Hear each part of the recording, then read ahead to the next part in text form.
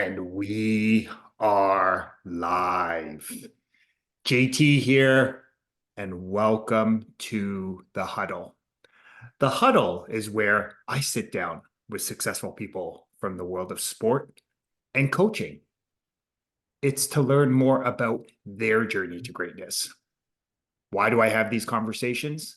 Because success always leaves clues.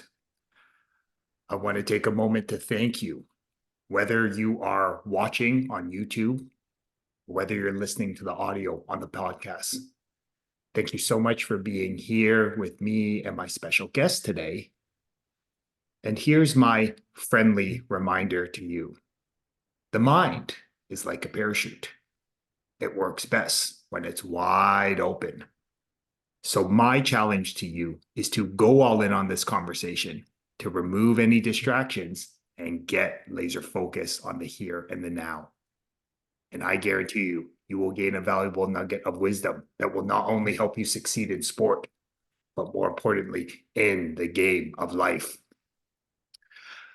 I've been looking forward to my conversation with my special guest. We were connected through a mutual friend and was just sort of sharing some of the great work he's up to beyond, getting it done on the field with the Toronto Argonauts. My guest in the huddle today is currently serving as a receiver with the Toronto Argonauts. My guest in the huddle today is DaVaris Daniels. How are you today, brother?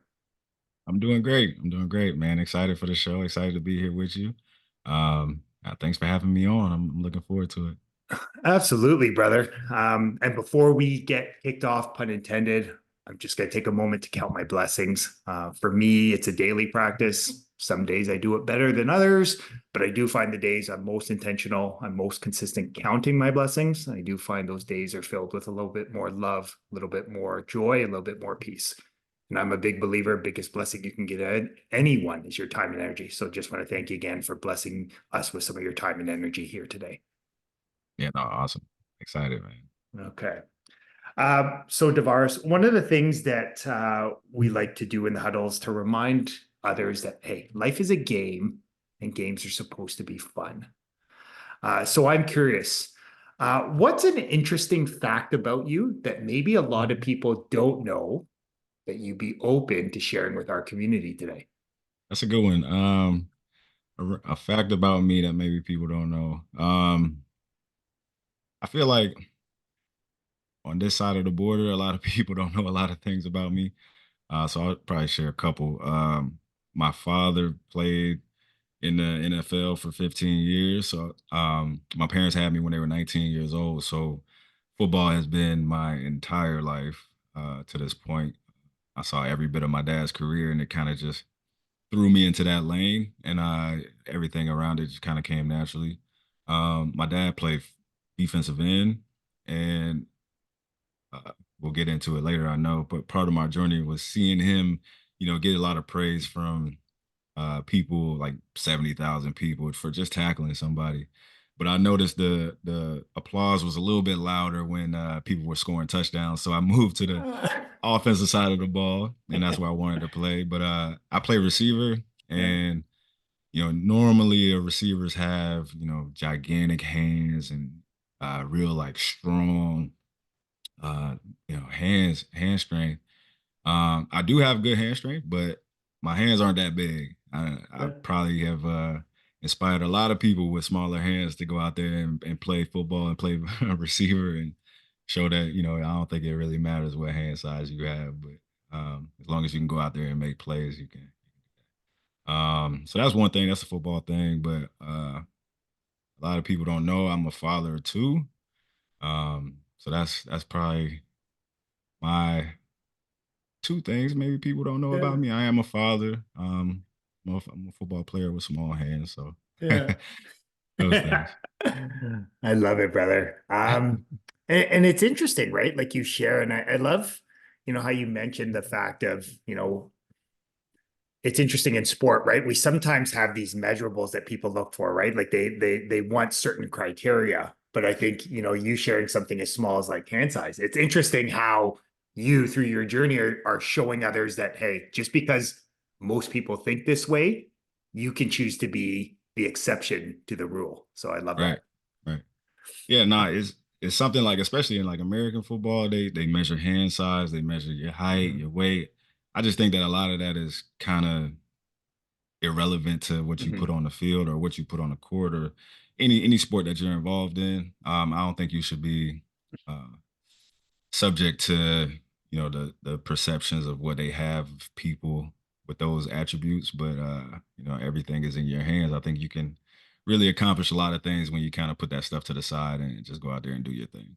Yeah. Yeah. Okay. Um, so again, as you were sharing, part of your journey was, you were able to be a part of your dad's journey, right? And you got to see him play at the highest level for 15 years. And now you're on your own journey as a professional athlete. So it's interesting that, it doesn't take a rocket scientist to see that sport has obviously been an important role for you in your life, right? You're currently still a high quality athlete. So I'm sure that there have been many life lessons that you either saw watching your dad walk his journey, you that you've been able to get either with your time currently in the CFL or prior at Notre Dame. Yeah, I'm curious, what is a life lesson you've taken from sport that you find yourself still applying to your life today? And we can appreciate that there are probably, dozens of life lessons, but what's that one that you find that you've taken from the football field and you still find yourself applying to other areas of your life today? Honestly, like you said, I've had a long football journey. But honestly, the journey itself has taught me a lot and a lot of different things. But I think more recently than um most people, I've kind of learned that in the saying that it kind of goes like in order to be great, you just have to be good consistently. And that's something that I've tried to apply to not just football, but my entire life. Because I mean, football does teach us a lot about life itself. So um, I heard that one time, and it just kind of stuck with me. And you don't have to try your hardest to be great. You don't have to do all the things that they tell you, like wake up early, be there later than everybody else. But like if you can hone in on like the things that you do well and do those things well consistently, then Mhm. greatness will find you rather than you having to go find it. And that's, being a friend, being a teacher, being a student, being a father, um, a son or a daughter. If you could just focus on being good Mhm. on a daily basis, I think you'll find greatness at the end of that tunnel. So I think that's the biggest thing that I've taken from this journey is just, find a way to be consistent. Okay. Okay. So I'm curious again, so simple, right? Like that consistency, right? And then, I thought as you were describing, I was thinking you as a receiver, right? Like, can a quarterback are you consistently going to be in the spot where they need you to be, right? And as you Yeah. do that consistently, they're going to trust you. You're going to get the ball thrown your way more. I'm curious that lesson around the simplicity and power of consistency. Was that something that, a great teacher, coach, your dad really instilled in you? Or is that just something that, you've always understood? Like you were just born out of the womb, you just understood like Yeah. consistency. No, I watched my dad for, like I said, more than 15 years. I watched Yeah. some of his college games as well. And I know how he approached the game every day. And you don't really know it until you play football and you're around all these different people and, people from all over, all walks of life. And everybody has a different way of going about things. But if you watch closely, I think that you'll see like the most efficient ones or the best ones will always have a consistent regimen or a consistent routine or a consistent way that they go about handling their business. Mhm. And so when I heard that, it instantly clicked. Like everyone that I know from all of the people that I looked up to, Randy Moss, Reggie Wayne, Isaac Bruce, all these guys, they had a consistent work ethic and it made them who they are. We know them because of what they put into the game and what they put into themselves on a daily basis. So, like I said, man, football relates to every bit of life. So Mhm. I could just see like if with my friends, I've tried it with my friends, like just to be consistently there for them. And it's taken me a long way. It's definitely helped me grow. It's definitely helped me as a person, as a player, as a dad, as a friend to all my people. Like um it's something so simple, but the simple things often Mm, work, right? So um that's kind of how I got into it. Just watching my dad, noticing all the people around me, how they were getting to where they wanted to go to, and all the elite people using it in their craft, and mhm. that's it. Just stuck with me ever since then.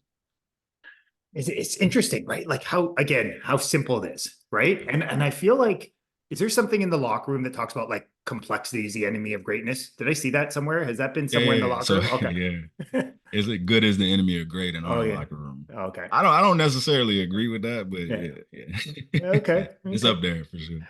Um, so I'm curious, you've had a very diverse, path to get here, right? I'm curious, you've played at a high level on both sides of the border, right? You've been in the locker rooms that, most student athletes, most football players, like they dream of being there.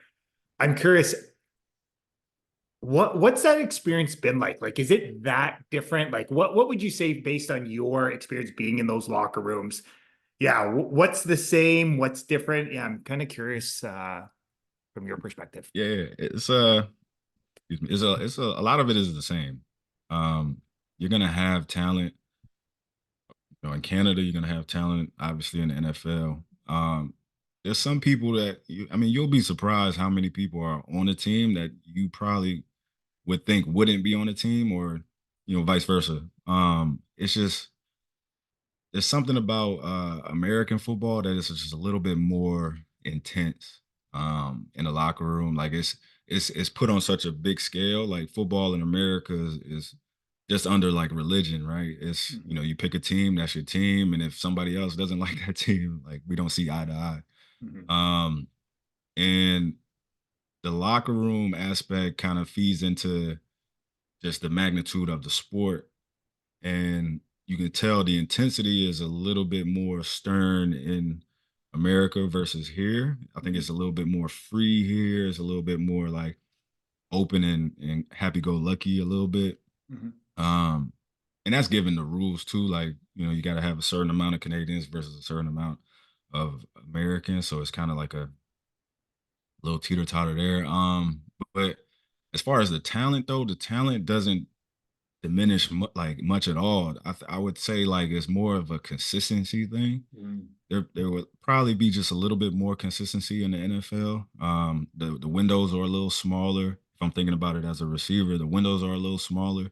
Um, the routes are just have to be a little bit tighter because you got to think the field is smaller too. So it's a mhm, lot of intangibles that go there and mhm, into um, how it's all shaped. But on the Canadian side, like the talent as far as all the skill positions is the exact same. Right? It's the exact same. I would say more so in the trenches, you see guys are just a little bit lighter. It's a bigger field. It's two downs. It's a faster paced game. So like offensive linemen and defensive linemen typically aren't as big mhm, as they are in the NFL. So like that big football player image that you get in your mind is more of an NFL style, mhm, where here it's more like I don't want to say basketball, but like a more of a track athlete like type of thing. And it's like honestly the talent is not any different. mhm, There's guys that are here just because they got cut from the NFL team. If you think about it, there's only 32 teams. There's I want to say almost millions of people playing college football, D1, D2, D3. You got like 100 people on each team. There's not enough spots for everybody.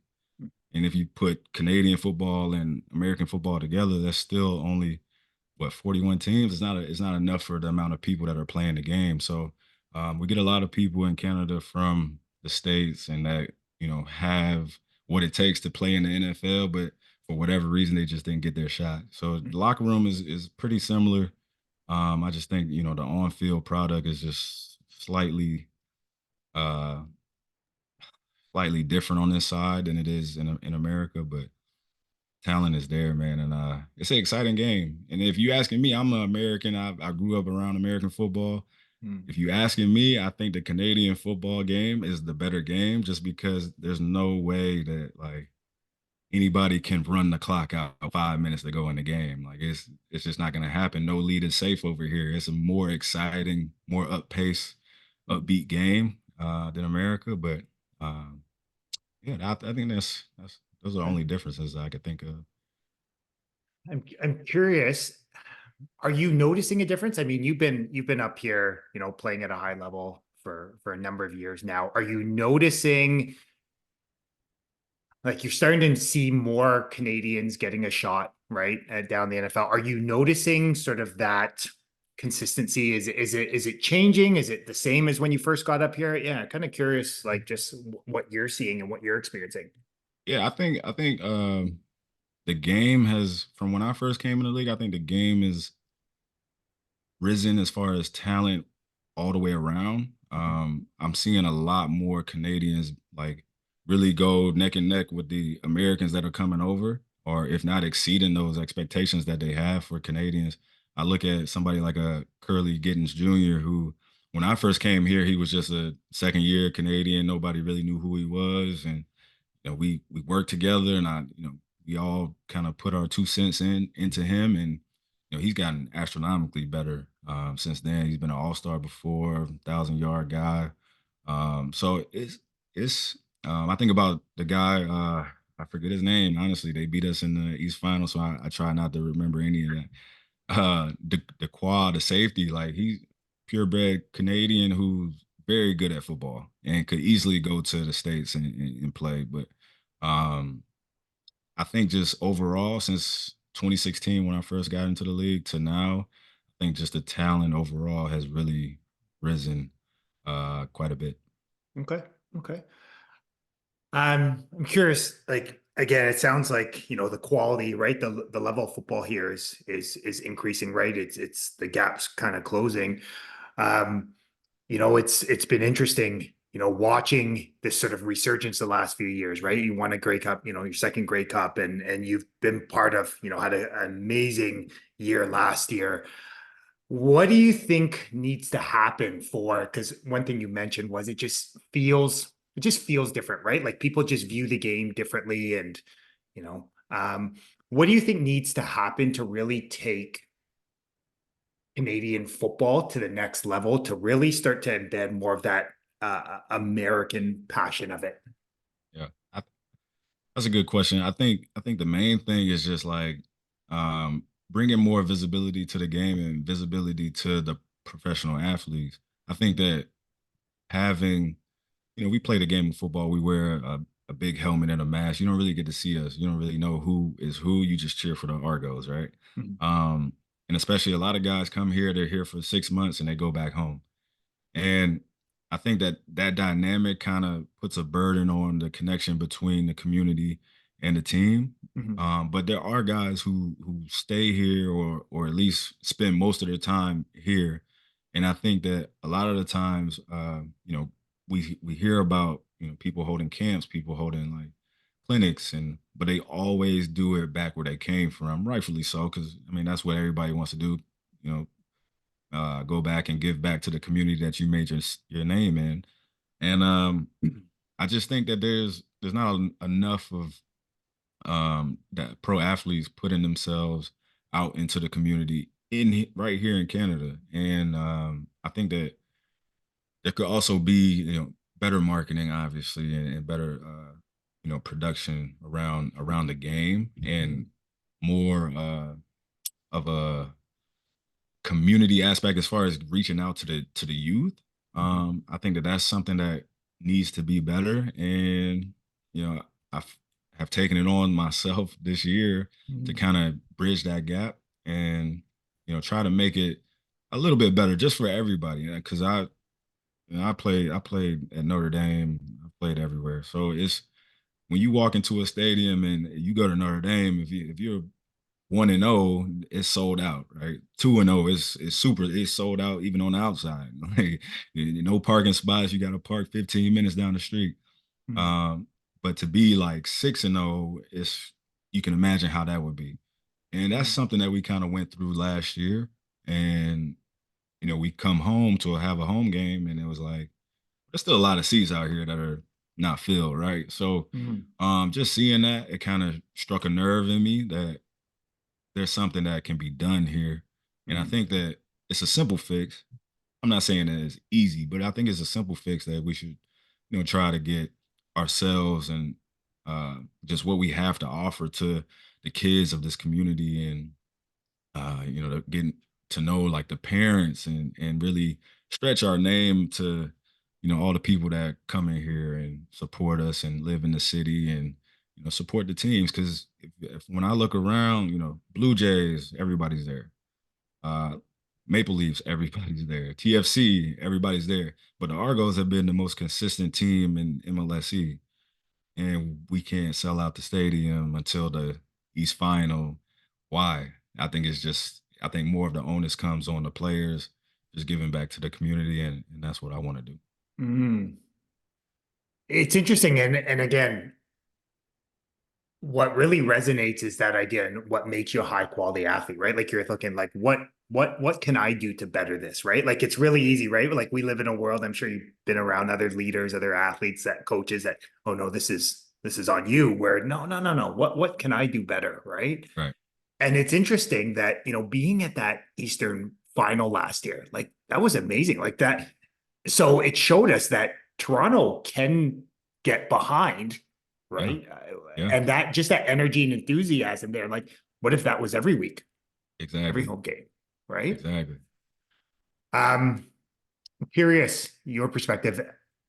What do you, from your time in Toronto, have you noticed any, connecting to the community? Have you noticed beyond that Eastern final the times where it's like, okay, you start to see these connections in the community, you're starting to, get more connected to the athletes and the families. Like, have you noticed anything? Anything been a, great experience? I would say I started so I started my foundation. So I've kind of jumped into the community a little bit more. Mhm. It wasn't something that I really paid attention to, or thought about until this past season. Um, when I just saw that it was something that needed to happen. It just felt right to jump in. But um, you know, team itself, and I think the Argos and MLSC, they do a good job of trying to connect us. And I think that where we could do a little bit better is just the time that we spend. Um, it's always for short periods. So like the fans and the community, they get a glimpse of us, but they don't really get to interact with us as much as I'm sure they would like to, right? And I think that everybody wants more of this type of stuff to happen, Mhm. but not everybody knows exactly how to do it and who to do it with. Because I think who you do it with is important too. If somebody comes to the game and they don't know number 47, and but your 47 is doing an autograph signing after the game, I don't know what how much interest there is in the getting to know who this guy is. But if you're doing it with people who like a Win McManus, Deshaun Amos, or Royce Metchie. AJ's not here anymore. Myself, a Chad Kelly, anybody that is on the screen more so than other people and Mhm. making plays, and the people who come to the games on a regular basis know these people and relate to these people and cheer for these people. Like those are the ones that you should probably put forth into the community as much Mhm. as you can, so they can at least have a tie. And then when say said player goes and scores a touchdown, they know exactly who that guy is, and they can really rally behind that, and tell their friend, "Oh, that's so and so, and this is that." But I think there's a way to go about it. I think it's simple. I think that I think everybody wants to have a hand in it.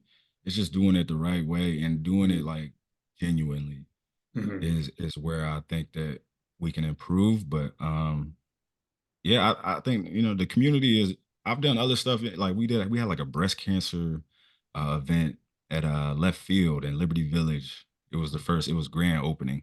A lot of people came out. Like the community was there, and Mhm. there is a connection there. It just needs to be built a little bit stronger than what it is right now. So Yeah. the community piece is big to me. Yeah.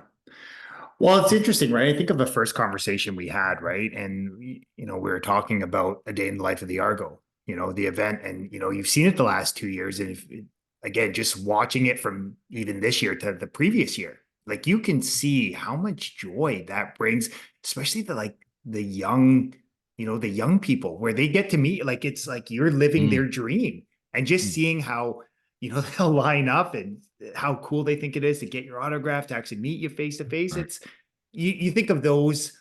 I think of kids, right? Those moments, right? Those imprinted moments that they'll never forget that. So I Yeah. think it's like you said, just creating more of those opportunities, right?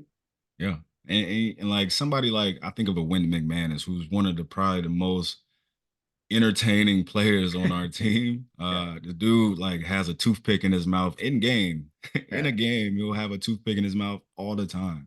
So Mhm. they call him Toothpick. His nickname is Toothpick. Like that's something that probably no one knows outside of the people who regularly come to the game.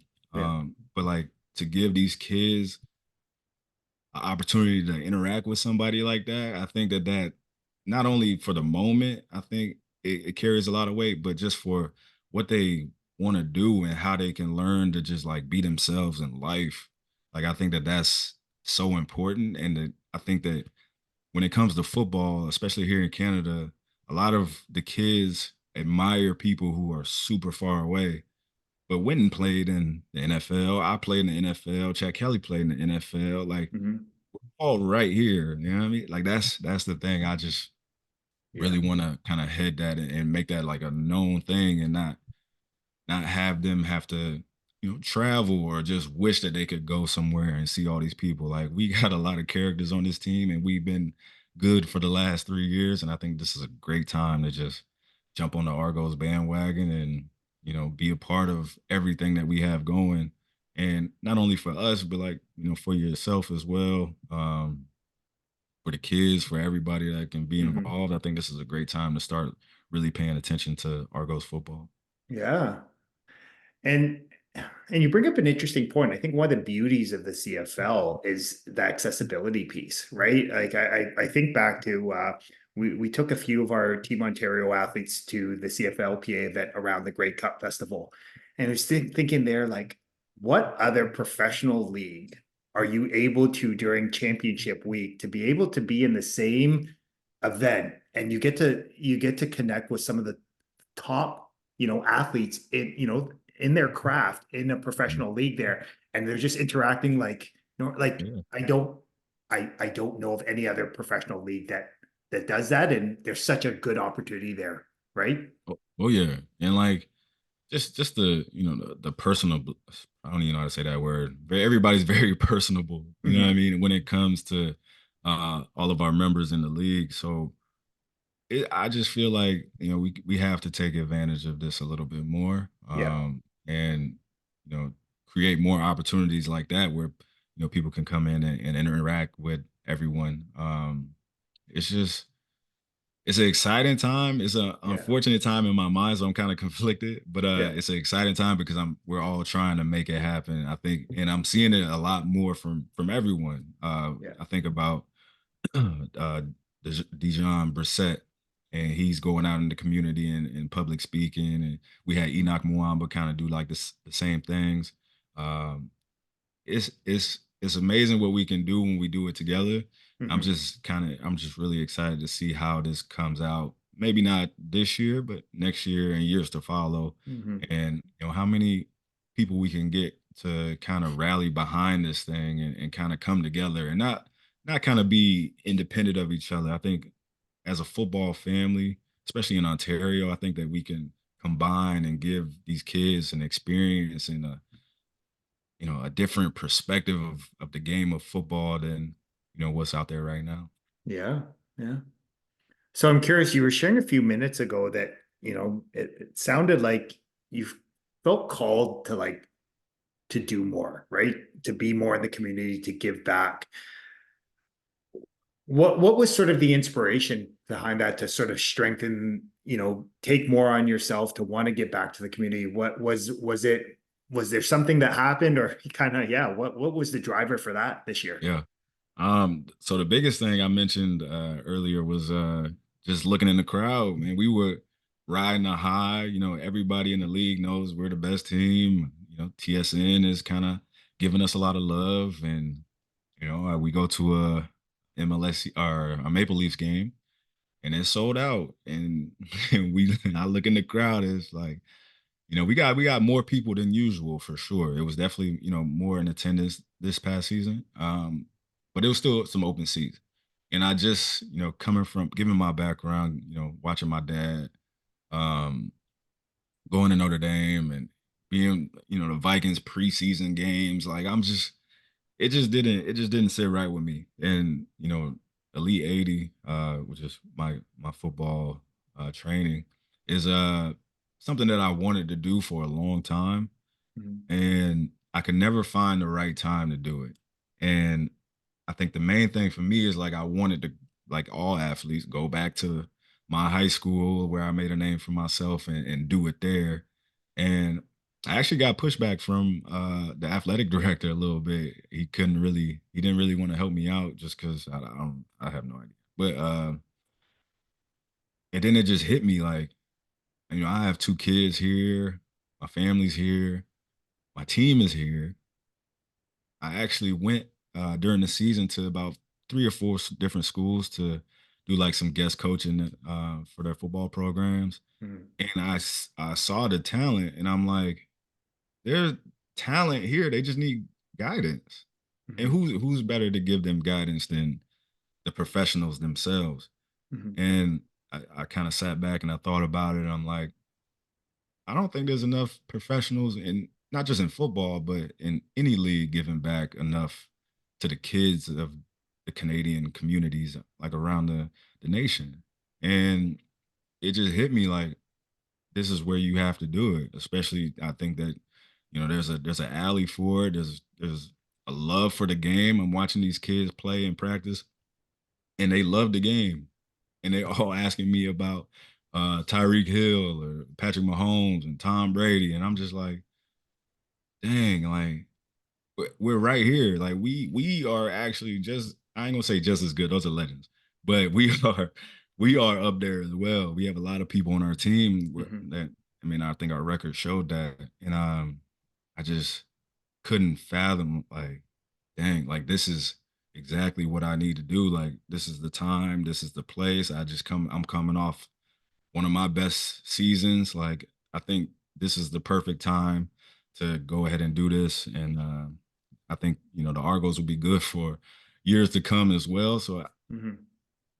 it just felt right. You know what I mean? It just felt like something that I had to do. Um, I've never done it before, so there's a little bit of you know excitement and nervousness around it, Mhm. especially with just knowing how people are receptive to the game of football up here as opposed to back home. But Mhm. it's an opportunity for sure. I think it'll allow some of these kids to have closer heroes and people that they want to uh, set as their role models and kind of follow suit behind. Mhm. And whether that's football, whether that's life, I think that we have a lot to give to these kids, and it Mhm. just it just felt right. Yeah, everything about it just felt like the right thing to do. Absolutely. Well, brother, I want to acknowledge you for like moving into action, right? And I love that you're being so honest, open, transparent. Like, hey, whenever you embark on a new journey, yeah, it's exciting. You feel enthused, but it also kind of feels a little scary because you're kind of going somewhere you've never gone before, Yeah, like moving away to first day at a new like university or college. yeah. I'm curious, what has been I know the camp's fast approaching. What has been the process like taking this idea, this inspired thought idea, and then seeing it start to manifest? I know you have some of your teammates, they're going to be a part of the day. Yeah, what's it like to see it sort of physically starting to manifest? It's amazing, man. Like the first thing, uh, just getting all the guest coaches together, and everyone wanted to do it. You know what I mean? Everyone Hmm. wanted to do it. I think a lot of us were thinking the same things, but didn't know how to execute it. Hmm. And just the reception that I got around that, like guys just, hey, volunteering, coming up to me, texting me, calling me, hey, I want to be a part of it. I want to be a part. I want to do it. And that, I think that was the first sign that let me know that it was the right thing to do, and it was the right time to do it as well. And it's been interesting. It's been like all things that start up. It's been a little bit of a little of a roller coaster. I won't say too big of a roller coaster, but it's been some trial and errors and some things that I've didn't think would come up. Hmm. I've visited a lot of schools, and I got to see kind of their facilities and talk to their kids, and get a feel for like what football is for them. Hmm. And it is way different from what I'm used to back home. Hmm. I've been to a couple of schools, and some were like, we only had 4 games last year. Sometimes we play at 1:30 while all the other kids are in school still, and we only Hmm. have 30 parents at the game. And I'm like, where I'm from, like there's school or the game is at nighttime for Hmm. sure. It's prime time, family, friends. There's a student section. There's people from all over. The scouts coming in. There's colleges. It's it's just a crazy 360 on how I had to approach it, which has been a adjustment for sure. Hmm. And I like the challenge. I love the challenge of not knowing what I'm getting myself into, but Hmm. also just diving in and understanding that if it was just 5 people that signed up for this camp, I would be happy. Hmm. But we've exceeded that number, and I couldn't be more happy with the outcome of everything that's coming. Obviously the camp is still coming up April 20th and 21st, Hmm. but just for the place that we're in right now, just to have the chance to reach out to some of these high school coaches who are volunteering their time with the kids, and sometimes they might be the only coach and they have to ask parents to come in and volunteer as well. Hmm. And it was one guy, he was like, I can't stop because if I don't coach, the football program is gone. And I'm just like, man, I can relate to that so much and appreciate and respect that, because I want football for these kids because I know what football does for your life and Hmm. what it teaches you, and the things that you can learn from the game. I said this on my podcast, the Athlete Show. There's only 2 sports that really relate to life the most, and that's football and golf. And everyone should play those 2 sports. I think at least have somewhat of a part in it, so you can understand what I mean when I say that. Because it's so synonymous, football and just the course of life as itself over time. And I just hope that these kids can continue to play, um, want to play, and have people that can help them get to where they want to get to, and Hmm. just make it enjoyable for them, and you know fulfill their life in that way. Hmm. It's interesting, like as you share, it sounds like for you, it's really about providing, sort of creating and providing an immersive experience to show them kind of to sort of tap into your lived experience, seeing what it's like to, play Friday nights where the whole community's out, right? Whether it's playing in a packed stadium at Notre Dame, right? Being in those, those NFL locker rooms, the CFL locker rooms, winning a Grey Cup. Like it's kind of interesting how you just want to kind of share some of that passion, with young athletes in the city of Toronto. Yeah. And like you said, there's more Canadians in the NFL now more than ever. So Mhm. who's better to help them at least try to get there than the Yeah. professionals themselves. So Yeah. but like you guys, Football Ontario and everybody does a good job of creating programs for these kids.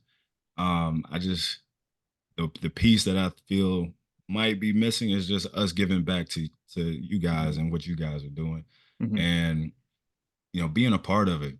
I think football as a whole, it creates a family, and if we can all kind of band together and keep this thing marching forward, I think that you'll see football be on the rise as just as basketball was on the rise in Canada the last 10 years, and there's no limit to what can happen for these kids, and I don't want to I don't want to be the one to kind of hold them back from Mhm. reaching their full potential, and I just want to help in every way that I can. Mhm.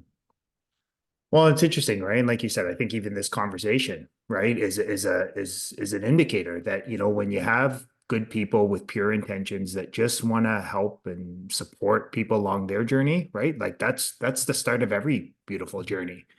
And it's just really interesting because I think we have a potential to do lots of things. I don't know, I don't know if I mentioned that to you, but from a active participants, you look at this province, by far the largest number of participants of any provincial sport body, football wise, in the country. And the really cool part is like we're just scratching the surface. So the more we provide meaningful programming, it's only going to grow. And the more people we have involved in our beautiful game, the more the lessons we get to share and better it is for everyone. Exactly, exactly. Mm, We all just got to do our part. absolutely. Um, So I'm curious. I want to be respectful of your time and energy. So I have two questions left for you. One, I'm curious. You have an opportunity to connect. With a young person. They're 14, 15. They're just starting their football journey, and they're really starting to wonder what's possible. If they could sort of tap into your lived experience, borrow some wisdom from you, and they're asking, hey, I really want to take this football journey as far as it can go. What words of wisdom would you share with this young person? So that's a good question. Um, I would say that's a good question. Actually, I think I would say just lock into the moment. Make sure that you put yourself in a position with the people around you first to execute the plan that you want to have for yourself, and then don't be afraid of challenges.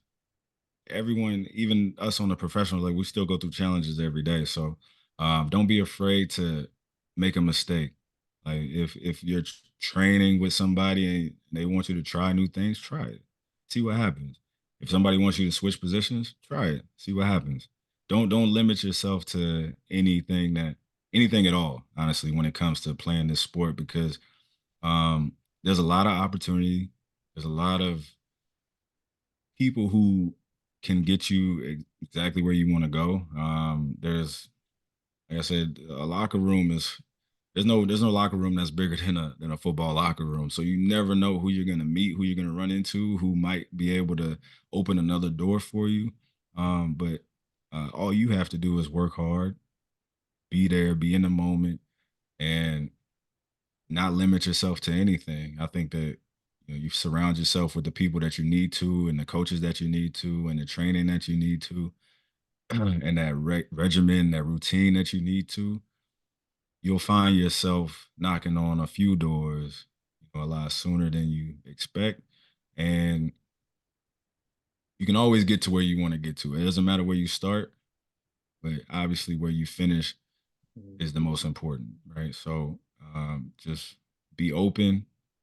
Hard work is going to get you where you want to go, no matter what, and keep going. Never give up, and make sure you're surrounded by the right people. That Mhm. might be the biggest piece that I would say. Mm. Love it. Again, simplicity of the message, right? The consistency, consistently willingness to put in the proverbial reps and sets, and then consistently surround yourself with good people. Great things happen. Can't beat it. Perfect combination. I'm curious. I'm sure you've definitely piqued some people's interests. If anyone has any, questions about the Elite 80 camp or wants to learn more about the nonprofit, some of the great work you're doing to give back to the city of Toronto, what's the best way for people to learn more or to connect with you or, even register for the camp? Yeah. Yeah. So you can register for the camp at elite80.org. You'll see on elite80.org, there's also a tab for my non-for-profit foundation, which is Catching Dreams, which is focused on mental health of youth.